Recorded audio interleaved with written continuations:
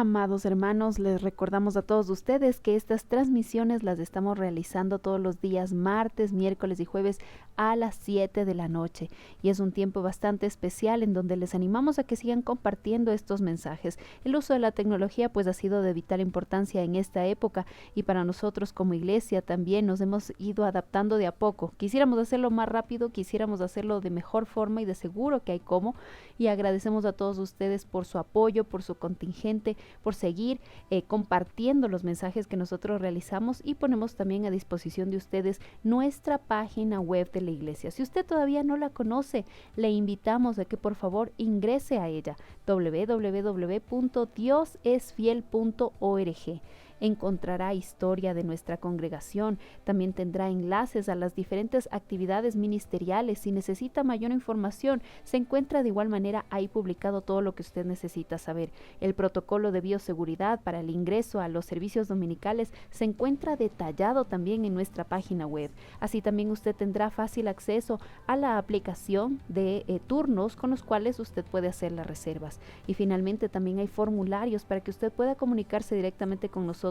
Recibimos a través de la página también diferentes peticiones de oración para personas que desean mantener su anonimato y que no desean tal vez publicarlo a través de este chat en vivo mientras realizamos la transmisión. Así que también es una herramienta que ponemos a disposición de todos ustedes y se encuentra en nuestra página de internet. Esperamos poco a poco seguir alimentando este recurso para no depender tanto de las redes sociales y que esto sea también una herramienta para que usted conozca del Señor Jesucristo principalmente, que tenga todas las enseñanzas, los mensajes y que pueda usted seguir siendo edificado a través de ella. Y finalmente también pues comentarles a ustedes que tenemos nuestras diferentes redes sociales donde estamos activos al momento. Realizamos las transmisiones a través de Facebook, pero también en nuestra página de YouTube estamos cargando cada día las transmisiones que se llevan a cabo. Si usted no puede sintonizarnos a través de la transmisión en vivo y le es más fácil ubicarnos en YouTube, por favor hágalo y también comparta esta información con otras personas para que el mensaje de la palabra siga siendo difundido desde la mitad del mundo para las naciones. Ahora disponemos nuestro corazón para recibir la enseñanza en esta noche y nuestro querido pastor Freddy Jiménez es quien trae la exposición de la palabra. Así que nos disponemos en este momento en oración.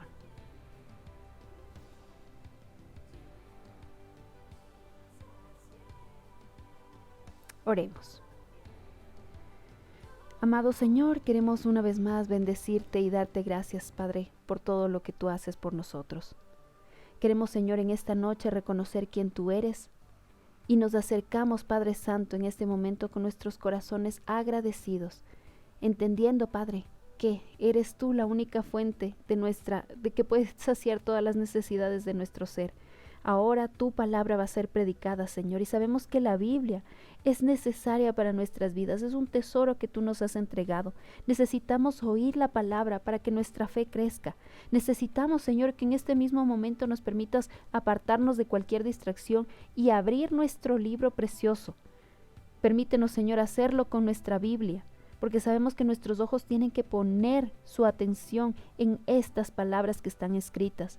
Ahora que vamos a estudiar, Señor, tu mensaje, sé tú cambiando nuestra forma de pensar. Si hay algo que necesitamos incluso memorizar para que sea una herramienta en nuestro diario vivir, por favor, permítenoslo hacer.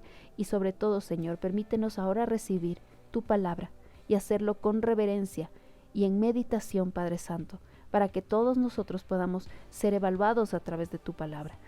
Una bendición especial sobre la vida de nuestro querido pastor Freddy Jiménez y te agradecemos, Señor, por darnos este tiempo para compartir juntos en familia. En el nombre de Cristo Jesús hemos orado. Amén.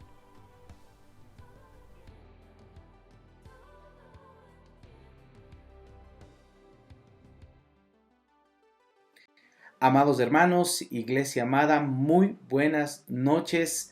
Qué honor y qué bendición nos permite tener el Señor en esta noche para ser alimentados por su preciosa palabra. Por favor, abra su corazón, abra su mente, deje que el Señor examine nuestros corazones, que hurgue en nuestros corazones para poder crecer una vez más con lo que el Señor tiene preparado para nosotros en este tiempo de estudio. Hermanos, antes de iniciar el mensaje de esta noche, nada más quiero extender un agradecimiento a Dios primero porque nos permite seguir adelante como iglesia, cumpliendo con esa labor hermosa de predicar la palabra de Dios. Miren, esta noche estaremos revisando la segunda parte con respecto a los no del amor. La semana anterior habíamos revisado 4 cosas, 4 puntos que el amor no debe hacer. Revisamos que el amor no tiene envidia, que el amor no es jactancioso, que el amor no se envanece, que el amor no hace nada indebido. Y bueno, si no pudo escuchar este mensaje, pues puede usted revisar con tranquilidad, con tiempo, en otro momento, claro está. Puede revisar nuestra página de Facebook, en la página de YouTube también, y puede encontrar el mensaje que ya se compartió la semana anterior. Bueno, y todos los mensajes que se vienen compartiendo por cada uno de los siervos aquí en la congregación. Quiero recordarle, antes de iniciar con el mensaje que tengo para esta noche, que el verdadero amor, o en el verdadero amor, no consta simplemente de decir sí a todo, sino que la palabra no es muy importante. Esta palabra no, en este caso, no tiene nada que ver con ser negativo o con ser pesimista, sino más bien tiene que ver con firmeza, y como nos enseña nuestro Señor Jesucristo a través de su palabra, que nuestro sí sea sí y que nuestro no sea no. Bueno, todo esto está ya grabado, como le decía hace un momento, y puede usted revisar tranquilamente los videos anteriores. Estoy completamente seguro, querida iglesia, que lo que usted va a escuchar en esta noche va a afirmar en nuestros corazones la verdadera forma de amar, esa forma en que Dios nos anima a que amemos al prójimo, que amemos a los demás. Que esta noche el Señor nos permita reflexionar en nuestra vida y hacer los cambios necesarios que nuestra vida necesita. Vamos con el tema de esta noche, y para esto obviamente vamos a leer la primera carta a los Corintios en el capítulo 13, versículos del 4 al 7. Primera carta a los Corintios, capítulo 13. Usted ya sabe que este capítulo 13 habla acerca del amor, y el versículo 4 dice lo siguiente: el amor es sufrido, el amor es benigno, el amor no tiene envidia, el amor no es jactancioso, no se envanece, no hace nada indebido, no busca lo suyo, no se irrita, no guarda rencor, no se goza de la injusticia, mas se goza de la verdad. Todo lo sufre, todo lo cree, todo lo espera, todo lo soporta. Querida iglesia, vamos a continuar con el quinto no del amor. Y está ubicado ahí en el versículo 5, cuando dice que el amor no busca lo suyo. El amor no busca lo suyo. Este es el quinto lugar para los no del amor. Y las palabras griegas que Pablo utiliza nos enseñan literalmente esta frase: no busca lo suyo. Si nosotros lo trasladamos al griego, es literalmente lo mismo: no busca lo suyo. Mire, hay otras versiones de la Biblia que nos dicen literalmente, en esta parte dice, el amor no es egoísta. Por lo tanto, el no buscar lo suyo es no ser egoísta. O sea, buscar siempre el bienestar de los demás. O sea, que la prioridad esté en poner a los otros antes que nuestros propios intereses. Y si hay un hombre que fue ejemplo en esto, fue el apóstol Pablo, quien sin buscar una ganancia propia o un interés propio, llevó el evangelio para provecho de estas personas, aquellos llamados los corintios. En esta primera carta, en el capítulo 9, si retrocedemos un poco, capítulo 9, versículo 18, dice el apóstol Pablo lo siguiente, dice, ¿cuál pues es mi galardón? Que predicando el evangelio, presente gratuitamente el evangelio de Cristo para no abusar de mi derecho en el evangelio. Presentar gratuitamente el evangelio de Cristo. Esto es lo que hizo Pablo y lo que nos demuestra Pablo también a través de estas palabras, el no buscar el beneficio propio, sino la bendición para la iglesia que estaba en esta ciudad de Corinto. De la misma forma, querida iglesia, queridos amigos, el apóstol Pablo exhorta a estas personas, a estos creyentes de esta ciudad de Corinto, que hagan lo mismo con los demás que tienen a su alrededor, que amen de una manera sincera y que obviamente amen sin esperar recibir nada a cambio. En el capítulo 10, primera carta a los Corintios, capítulo 10, desde el versículo 24 al 33, usted puede leer con tranquilidad, ¿no? En su casita, luego de este tiempo, usted puede tener un momento para revisar sus apuntes y puede leer con tranquilidad, pero ahí nos dice que ninguno busque su propio bien, sino el de otro. Como también dice yo en todas las cosas, agrado a todos, no procurando mi propio beneficio, sino el de muchos, para que sean salvos. Mira, el versículo 33 dice, como también yo en todas las cosas agrado a todos, no procurando mi propio beneficio, sino el de muchos, para que sean salvos.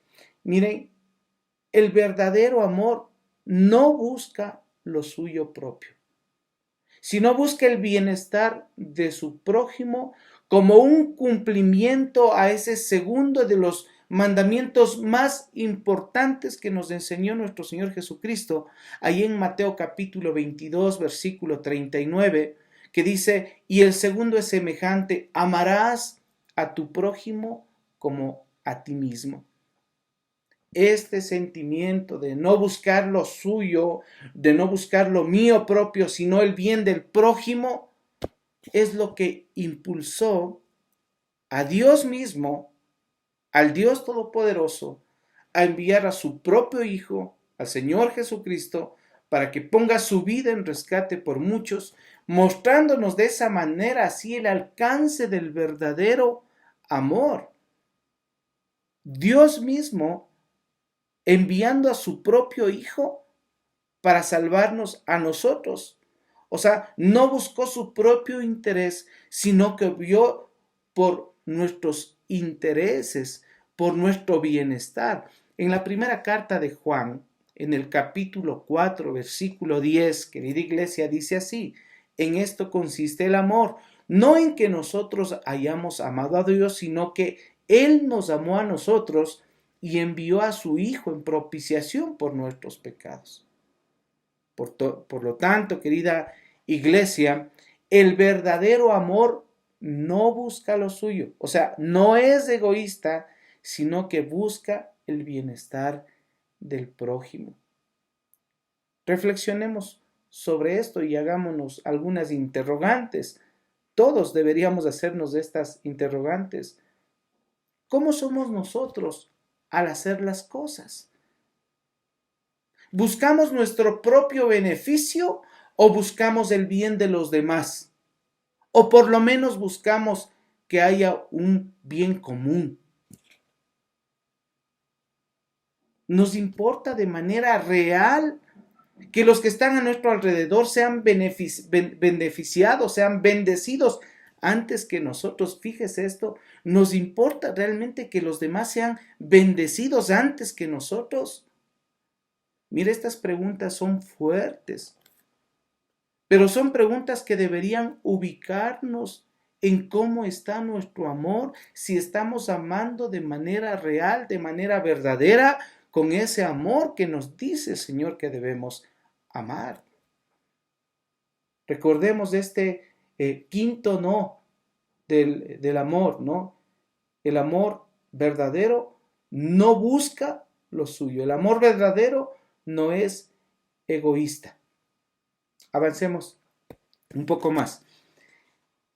Ahí en el mismo versículo 5, primera carta a los Corintios, capítulo 13, versículo 5, dice, el amor no se irrita. El amor no se irrita. El sexto lugar es para esto, ¿no? El amor no se irrita. O como lo traducen algunas otras versiones de la Biblia, el amor no se enoja fácilmente. Hay otras versiones que lo ponen así. El amor no se enoja fácilmente. Mire, el término griego utilizado para la palabra irritar aquí es paraxuno y describe a una persona que es propensa a la ira. O sea, es decir, que se enoja fácilmente. O sea, que cuando dice el amor no se irrita, está diciendo el amor, la persona que ama verdaderamente es una persona que no se enoja fácilmente. Y aquí voy a decirle algunas cosas con respecto al enojo. ¿Sí? Primero, el enojo es común entre los seres humanos. Y en el tiempo que fue escrito en griego, cuando usó esta palabra el apóstol Pablo, se usaba en dos términos la palabra enojo. La primera que se refiere y la que se utiliza en el Nuevo Testamento es la palabra orgé, que significa enojarse simplemente, ¿sí? Enojarse, o sea, sentir una molestia.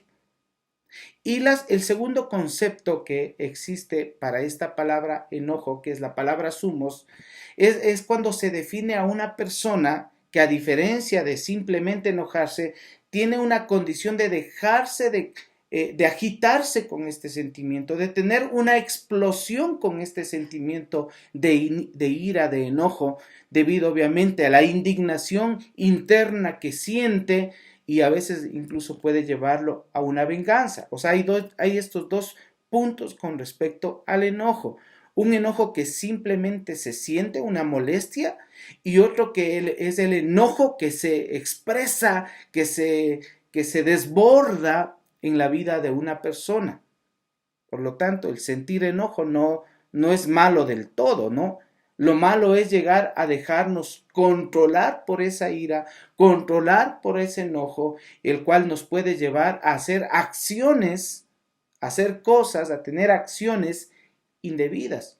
Por ejemplo, Moisés, él fue controlado por su ira y golpeó 2 veces la roca, ¿sí? Deshonrando a Dios cuando este pueblo estaba en el desierto y estaba culpando a Moisés de sus desgracias, porque estaban en el desierto. Dios le pide a Moisés que hable, que reúna a su pueblo y que hable a ese pueblo, que hable a esa roca y que va a brotar agua de esa roca. Pero me imagino la presión que sentía Moisés, el enojo y la ira que sentía también en ese preciso momento, y él actúa de una manera inadecuada y eso le trajo consecuencias terribles. Números capítulo 20 versículos del 10 al 12. Fíjese lo siguiente: y reunieron Moisés y Aarón a la congregación delante de la peña y les dijo: oíd ahora, rebeldes, ¿os hemos de hacer salir aguas de esta peña? Entonces alzó Moisés su mano y golpeó la peña con su vara 2 veces, y salieron muchas aguas, y bebió la congregación y sus bestias. Y Jehová dijo a Moisés y a Aarón: por cuanto no creísteis en mí para santificarme delante de los hijos de Israel, por tanto no meteréis esta congregación en la tierra que les he dado. Fíjese aquí, la orden de Dios era que Moisés hable con esa peña, pero él golpeó la peña 2 veces. Obviamente estaba fuera de control, como le decía, porque la gente lo estaba culpando por lo que estaban pasando en el desierto. Hay otro ejemplo, podemos ver la discusión que hubo entre Pablo y Bernabé. Ellos tuvieron una discusión que los llevó a una posición de tal enojo que no pudieron ponerse de acuerdo, que tuvieron que dividirse ahí cuando querían llevar a Marcos, ¿no? en su segundo viaje misionero. Le voy a leer Hechos 15, versículos 36 al 39, que dice lo siguiente: después de algunos días, Pablo dijo a Bernabé: volvamos a visitar a los hermanos en todas las ciudades en que hemos anunciado la palabra del Señor para ver cómo están. Y Bernabé quería que se llevase consigo a Juan, el que tenían por sobrenombre Marcos, pero a Pablo no le parecía bien llevar consigo al que se había apartado de ellos desde Panfilia y no había ido con ellos a la obra. Y hubo tal desacuerdo, dice aquí la palabra, hubo tal desacuerdo entre ellos que se separaron el uno del otro. Bernabé, tomando a Marcos, navegó a Chipre. O sea, división, separación. En este sentido que acabamos de ver, la ira es considerada un pecado y un pecado que debemos abandonar, esa ira que nos lleva a tomar decisiones inadecuadas, esa ira que nos saca de control, que nos hace o nos lleva a hacer daño al prójimo. Esa ira debe ser desechada de nuestra vida, como dice el Salmo 37:8, que dice: deja la ira, desecha el enojo, no te excites en manera alguna a hacer lo malo. En el Nuevo Testamento también se nos exhorta a abandonar la ira cuando en la carta a los Colosenses, en el capítulo 3, versículo 8, Colosenses 3:8 dice: pero ahora dejad también vosotros todas estas cosas. ¿Y cómo inicia ahí el listado? Ira, enojo, malicia, blasfemia, palabras deshonestas de vuestra boca. Ira, enojo. Ahora bien, hermanos amados, este versículo del 5 de aquí, de la primera carta a los Corintios 13 que estamos revisando, utiliza, como le decía, la palabra paraxuno, la cual nos habla de que es una persona que se enoja fácilmente, que actúa explosivamente, o sea que se descontrola muy fácil. Como dicen por ahí, es fosforito, ¿no es cierto? Y esto nos debe llevar a la reflexión. ¿Cómo no? Le he dado algunos datos, hemos revisado palabras y todo eso, pero aquí la palabra de Dios es bien clara. O sea, no te deberías o no nos deberíamos enojar fácilmente. Como creyentes, nosotros no deberíamos ser de esas personas reactivas, fosforitos, ¿no? Sino más bien pensar antes de actuar, ¿no? No deberíamos dejarnos controlar por el enojo o que nuestras acciones respondan inmediatamente a nuestras emociones sin haberlo analizado antes. ¿Por qué? La respuesta es sencilla. Porque el verdadero amor, o en el verdadero amor, no se enoja fácilmente. El verdadero amor, como dice la palabra, no se irrita. Amén, mis hermanos. Mire, entonces, este quinto no del amor era el que le dije al inicio, que el amor no busca lo suyo, o sea, no es egoísta. Este sexto no del amor es que el amor no se irrita, o sea, no se enoja fácilmente. El séptimo no del amor, es que el amor no guarda rencor. El amor no guarda rencor. En séptimo lugar está este punto, y la palabra rencor se traduce como la idea de tener o contabilizar un inventario. ¿Qué es tener rencor? Es como tener guardado un inventario en nuestros corazones. O sea, en este sentido se refiere a guardar un registro de todos los agravios recibidos en nuestra vida. Y esto pasa en el ser humano, no solo en mujercitas, porque a veces se escucha este tipo de cosas que solamente pasa en una mujer, pero no. Esto pasa en el ser humano entero, tanto hombres como mujeres. A veces guardamos un listado entero de todos los agravios recibidos. Y el problema con esto es que con el tiempo todo este listado se convierte en un resentimiento, se convierte en amargura en nuestro corazón, y esto obvio lleva al desprecio, al odio hacia las personas que nos han ofendido.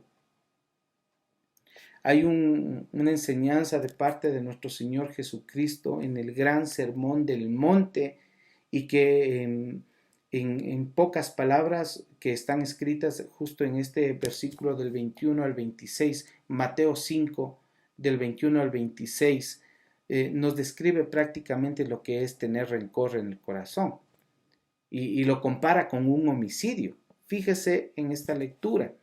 Mateo 5, 21 al 26 dice: oísteis que fue dicho a los antiguos, no matarás, y cualquiera que matare será culpable de juicio. Pero yo os digo que cualquiera que se enoje contra su hermano será culpable de juicio, y cualquiera que diga necio a su hermano será culpable ante el concilio, y cualquiera que diga fatuo quedará expuesto al infierno de fuego. Por tanto, si traes tú tu ofrenda al altar y allí te acuerdas de que tu hermano tiene algo contra ti, deja allí tu ofrenda delante del altar y anda, reconcíliate primero con tu hermano, y entonces ven y presenta tu ofrenda. Ponte de acuerdo con tu adversario pronto, entre tanto que estás con él en el camino, no sea que el adversario te entregue al juez y el juez al alguacil y seas echado en la cárcel. De cierto te digo que no saldrás de allí hasta que pagues el último cuadrante. Fíjese aquí, el Señor Jesucristo hace un paralelismo e ilustra la gravedad del asunto de guardar rencor en nuestra vida. Primero, el enojo nos dice que es semejante a un crimen que debería juzgarse ante los tribunales de la ciudad, de la aldea. Pero el enojo, claro, da paso a los insultos, y luego ahí le llama necio, lo cual equivale, como dice ahí en la misma palabra, a un crimen que debe juzgarse en el Sanedrín, en el concilio. Y finalmente esto despierta el odio, que se expresa en palabras más hirientes como la palabra fatuo, que quiere decir tonto, lo cual implica un pecado digno del infierno. Claro, el Señor Jesucristo nos dice que lo mejor es ir y ponerse de acuerdo con el adversario, y lo ilustra con alguien que tiene que poner en orden sus cosas antes de ser echado a la cárcel y pagar allí todo lo que debe. Iglesia amada, esto es guardar rencor. Esto es dejar que nuestro corazón se llene de amargura, de odio, de dolor. Debemos de eliminar de nuestro corazón todo odio, porque un día podríamos morir y pasar al infierno, donde será ya demasiado tarde para eso. Vivir con rencor en el corazón puede llevarnos a una vida de insatisfacción debido a la amargura en el corazón, y obviamente a pasar también una eternidad en el infierno. Es por eso que la Biblia, querida iglesia, nos exhorta a no permitir que el día pase y que el enojo continúe en nuestro corazón. Y hay un versículo que debemos repetirnos a nosotros constantemente, que está en Efesios capítulo 4, versículo 26. Efesios 4, 26, que dice: airaos, pero no pequéis, no se ponga el sol sobre vuestro enojo. Mire, las Sagradas Escrituras nos dan algunos consejos para contrarrestar la ira. Por favor, si puede, tome nota de esto. Consejos para contrarrestar la ira. Primero, reconocer nuestra conducta impulsiva e iracundo como un verdadero problema en nosotros. Claro, hay que reconocer que tenemos esa dificultad. Yo no sé si usted se puede identificar con esto, si tal vez su actitud y su conducta es así, impulsiva, iracunda, entonces hay que reconocer que hay un problema. En Proverbios 28:13 dice que el que oculta sus pecados no prosperará, pero el que los confiesa y se aparta de ellos alcanzará misericordia. O sea, si no reconocemos, ¿cómo podemos cambiar esa situación? Si no reconocemos que hay problema en nuestra vida con respecto a nuestra actitud, entonces ¿cómo cambiaremos? Otro punto a tomar en cuenta de cómo contrarrestar la ira, hermanos, es reconociendo que todas las pruebas y dificultades que se nos presentan en la vida tienen un fin de desarrollar paciencia en nosotros, tienen un fin de hacernos más fuertes, tienen un fin de hacernos crecer. En Santiago capítulo 1, versículos 2 y 3, Santiago 1, versículos 2 y 3 dice: hermanos míos, tened por sumo gozo cuando os halléis en diversas pruebas, sabiendo que la prueba de vuestra fe produce paciencia. Otro punto a considerar en esto de cómo contrarrestar la ira es que debemos dejar lugar a la ira de Dios. Aún en los casos de extrema injusticia, y no ser nosotros los que tomemos venganza en nuestras propias manos. O sea, debemos dejarlo en las manos del Señor. A veces resulta que ya no podemos hacer más y no podemos tomar venganza por nosotros mismos. Hay situaciones que nos indignan hasta el punto tal vez de hacernos pensar o de hacernos fraguar un método de vengarnos, pero no es correcto. En la carta a los Romanos, capítulo 12, versículo 19, dice: no os venguéis vosotros mismos, amados míos, sino dejad lugar a la ira de Dios, porque escrito está: mía es la venganza, yo pagaré, dice el Señor. Y usted sabe que en esta tierra y en este mundo la justicia a veces humana no es tan justa, y a veces se logra engañar de muchas formas, pero a Dios, al Señor, no podrán engañar o no se lo podrá engañar nunca.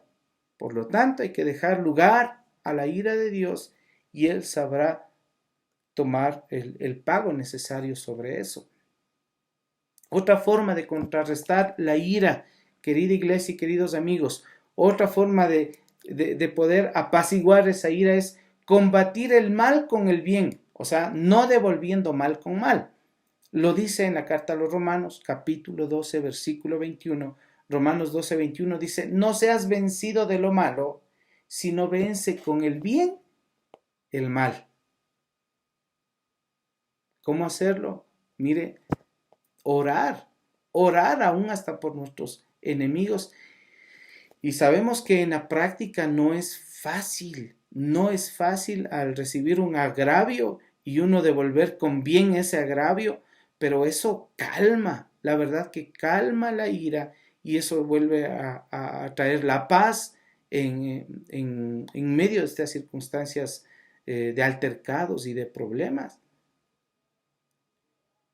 Y un punto más de cómo se puede resolver la ira es comunicándonos para resolver ese problema. O sea, pensando bien en lo que vamos a decir. Hablando sobre la dificultad se necesita hablar.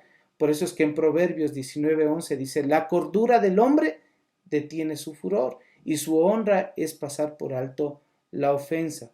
Y hay que resolver el problema, pero hay que resolver con cordura, pensando bien lo que se tiene que decir, porque a veces las conversaciones para supuestamente tratar de resolver alguna dificultad a veces resultan en un mayor problema. Entonces, si uno va a conversar y a tratar de arreglar la dificultad, uno tiene que pensar bien lo que va a decir, porque es necesario tener palabras con cordura. Por lo tanto, iglesia amada, el amor no guarda ningún rencor. Y como creyentes debemos permitir que Dios sane cualquier herida de nuestro pasado y dejar que Dios pague a cada uno según sean sus obras. Dejarlo todo en las manos del Señor. Nosotros deberíamos descansar en el Señor como cristianos, como verdaderos hijos de Dios, que eso seguro va a traer paz y descanso a nuestra vida. Y un octavo no de lo que no debería ser el amor, y es que no se goza de la injusticia. El amor no se goza de la injusticia.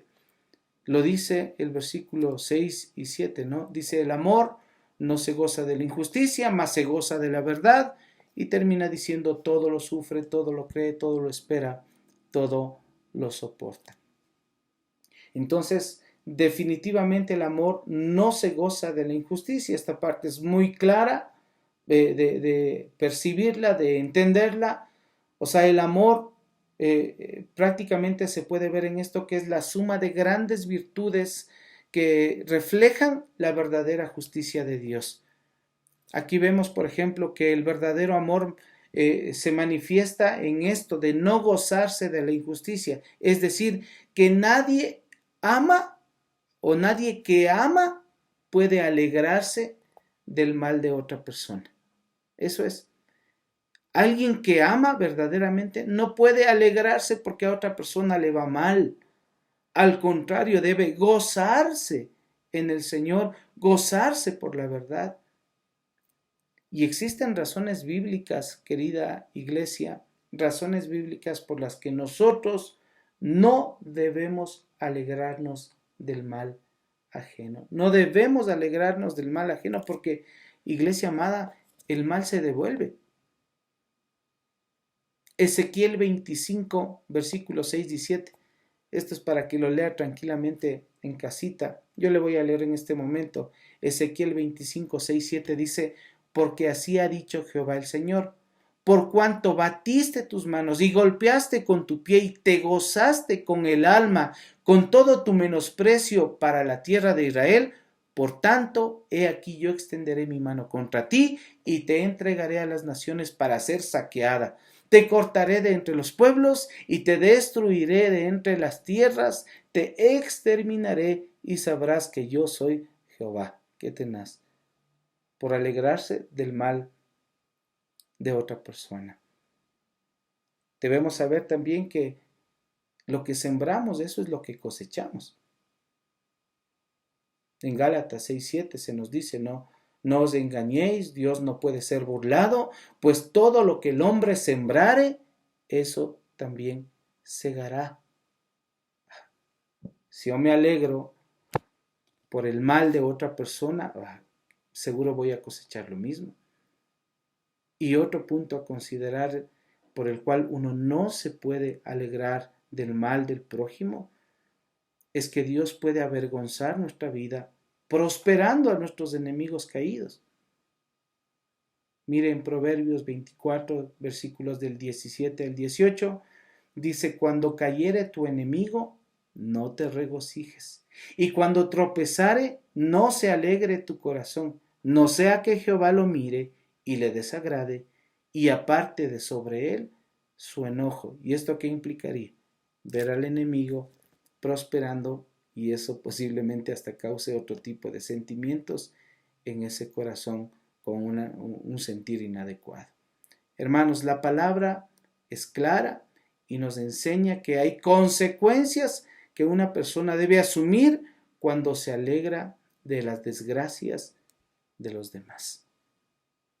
Y esto nos debe llevar a pensar, nos debe llevar a reflexionar, hermanos, cómo está nuestro corazón. En lo personal, a mí me lleva a la reflexión totalmente cómo es nuestro corazón, cómo está. ¿Lloramos con el que llora? ¿Reímos con el que ríe? ¿O nos reímos cuando alguien vemos que está sufriendo? Cuando vemos a nuestro enemigo que está mal, ¿nos alegramos? Bueno, querida iglesia, finalmente la palabra del Señor aquí nos termina hablando de los todo del amor, ¿no es cierto? En este capítulo 13 de la primera carta a los Corintios, y dice que el amor el que ama es capaz de sufrir, de creer, de esperar, de soportar inclusive.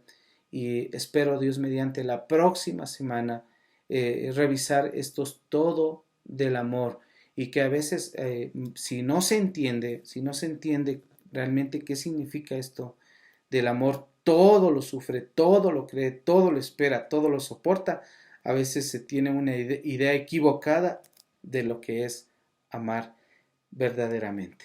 Espero, iglesia amada, que esto sea de bendición para su vida, y entiendo que le he dado algunas citas bíblicas. Usted, luego de que esta transmisión termine, usted puede retroceder el mensaje, seguir tomando nota y seguir creciendo en este estudio de la palabra de Dios. Permítame hacer una oración.